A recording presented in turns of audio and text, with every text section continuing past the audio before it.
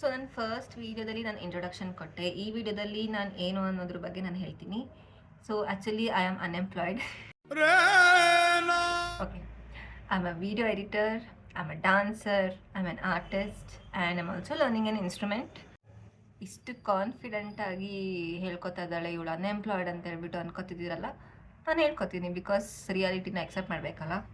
And ನನಗೆ job ಸಿಕ್ಕಿದ್ರೆ ನಾನು ವಾಪಸ್ ಬಂದ್ಬಿಟ್ಟು ಹೇಳ್ತೀನಿ, ಯೂಟ್ಯೂಬ್ ಚಾನಲಲ್ಲೇ ನಾನು ಹೇಳ್ತೀನಿ, ಪ್ರೌಡಾಗಿ ಹೇಳ್ಕೊತೀನಿ. ಹಾಂ, ತುಂಬ ಜನ ಏನೇನೋ ಸಜೆಷನ್ಸ್ ಕೊಡ್ತಾಯಿರೋ, ನೀನು ಆ ಥರ ಯೂಟ್ಯೂಬ್ ಚಾನಲ್ ಮಾಡು, ಈ ಥರ ಯೂಟ್ಯೂಬ್ ಚಾನಲ್ ಮಾಡು, ಎಜುಕೇಷ್ನಲ್ ಕಂಟೆಂಟ್ ಹಾಕು, ನೀನು ಆರ್ಟಿಸ್ಟ್ ಅಲ್ವಾ, ಡ್ರಾಯಿಂಗ್ ಕಂಟೆಂಟ್ ಹಾಕು ಅಂತ ಹೇಳಿಬಿಟ್ಟು. ಬಟ್ ನನಗೇನು ಅನಿಸ್ತು ಅಂತಂದರೆ, ಡ್ರಾಯಿಂಗ್ ಕಂಟೆಂಟ್ ಹಾಕ್ಬೋದು, ಬಟ್ ಸ್ಟಿಲ್ ಅದನ್ನು ಹೇಳ್ಕೊಡೋ ಪ್ರೊಸೀಜರ್, ಅದನ್ನ ಎಡಿಟ್ ಮಾಡೋ ಪ್ರೊಸೀಜರ್ ತುಂಬಾ ಕಷ್ಟ. ಸೊ ನಾನು ಬರೀ ಅದನ್ನು ಮಾತ್ರ ಹಾಕೋಕ್ಕೆ ಇಷ್ಟಪಡಲ್ಲ. ಬರೀ ನಾನು ಆರ್ಟಿಸ್ಟ್ ಕೂಡ ಅಲ್ಲ, ನಾನು ಬೇರೆ ಬೇರೆ ಕೆಲಸ ಕೂಡ ಮಾಡ್ತೀನಿ, ಬರೀ ಅದನ್ನು ಮಾತ್ರ ಹಾಕೋಕ್ಕೆ ಇಷ್ಟಪಡಲ್ಲ. ಆ್ಯಂಡ್ ನಾನೇನು ಅಂತ ಹೇಳಿಬಿಟ್ಟು ಎಕ್ಸ್ಪ್ರೆಸ್ ಮಾಡ್ಕೊಳ್ಳೋಕ್ಕೆ ನನಗೆ ಜಾಸ್ತಿ ಇಂಟ್ರೆಸ್ಟ್ ಇದೆ. ಸೊ ಅದಕ್ಕೆ ನಾನು ಈ ಯೂಟ್ಯೂಬ್ ಚಾನಲ್ನ ಓಪನ್ ಮಾಡಿದ್ದೀನಿ. ನಂದು ಆರ್ಟ್ ಚಾನಲ್ ಇದೆ, ಬಟ್ ಸ್ಟಿಲ್ ನಾನು ಒಂದು ವೀಡಿಯೋನ ನೆಟ್ಟಿಗೆ ಅಪ್ಲೋಡ್ ಮಾಡಿಲ್ಲ ಗೈಸ್. ಅದಕ್ಕೆ ನಾನು ಈ ಯೂಟ್ಯೂಬ್ ಚಾನಲ್ನ ಇಟ್ಕೊಂಡಿದ್ದೀನಿ.